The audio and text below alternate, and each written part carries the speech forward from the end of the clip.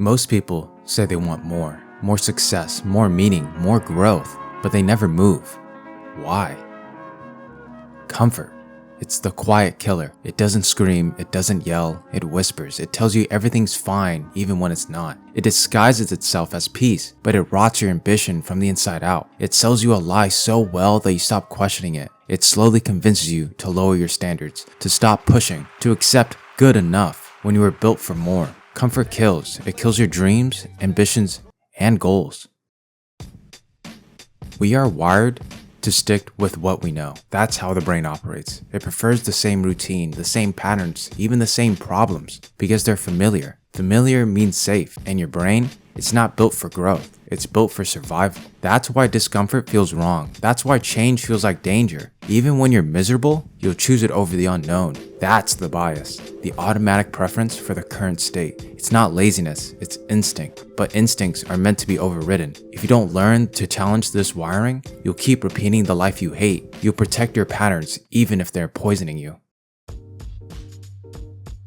We're afraid of what we can't see. That's why people stay in dead-end jobs, toxic relationships, and bad habits. Because the alternative, it's unclear. And when something's unclear, the brain labels it unsafe. So we retreat, we rationalize, we say, maybe now's not the right time. I'll wait until I'm more ready. I just need more information. But you're not waiting, you're avoiding risk, avoiding failure, avoiding the feeling of not being in control. We talk ourselves out of new beginnings by overthinking, by catastrophizing worst case scenarios that haven't even happened and probably never will. The comfort zone? It's not comfort. It's fear dressed in soft clothes. And you can't grow in fear. You can't become who you're meant to be if you're only willing to walk paths that are perfectly lit. Growth requires stepping into the dark, not knowing, but still moving. Courage isn't about the absence of fear. It's about acting alongside with it and doing what needs to be done, even if it's tough, fear-inducing, or insanity. That's how you get unstuck. To be different. To be the person you are meant to be.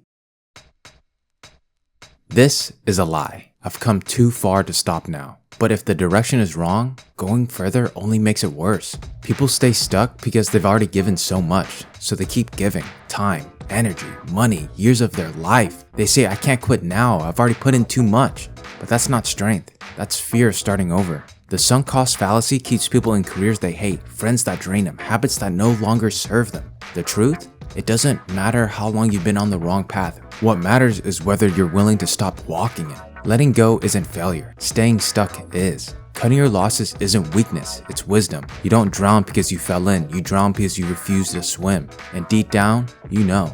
But you keep hoping the situation will change without you having to make a hard choice. It won't.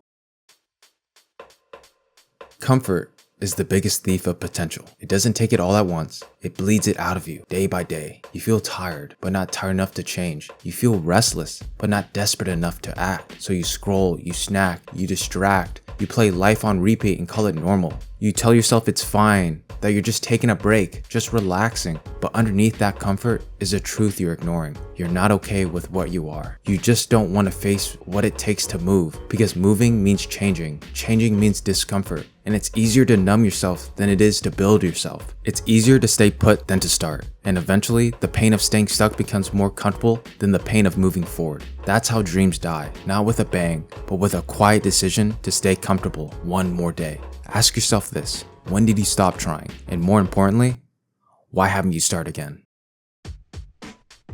Comfort shrinks your vision. You stop seeing what you could be. You only see what is. You get stuck in a loop, the same conversations, the same complaints, the same thoughts. It feels like nothing's changing because nothing is. You lose perspective. You forget what you're capable of. You forget that there are other options, other paths, other lives. And the longer you stay in it, the harder it gets to even imagine something better. That's not just a rut. It's a mental prison. And the scariest part, you built it. You maintain it. You reinforce it every time you say, I can't. It's too late. That's just how life is. That mindset is the real trap. You don't need more time. You need more truth, more action, more fire, less comfort.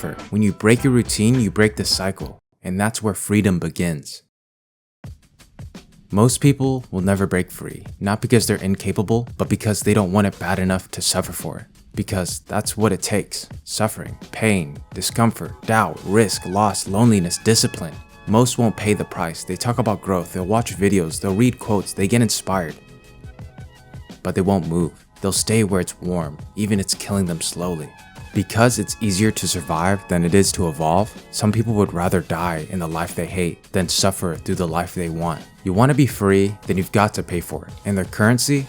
Your comfort. You have to give it up, trade it in, burn it down, replace it with something harder but better. You need clarity, you need hunger, you need more truth, and most of all, discipline. The kind of discipline that makes you get up early when no one's watching. The kind that pushes through resistance. The kind that says, I'd rather suffer chasing what I want than stay safe in what I don't. That's the price. That's the cost of growth, of freedom, of becoming more. No hacks, no shortcuts, just work, just effort, just consistency, and the willingness to suffer until it pays off. Comfort feels good, but it doesn't get you anywhere. It keeps you in the same place, talking about a different life while living in the same one. You want to change, then you need to move. Not tomorrow, not later, not when it's convenient. Now.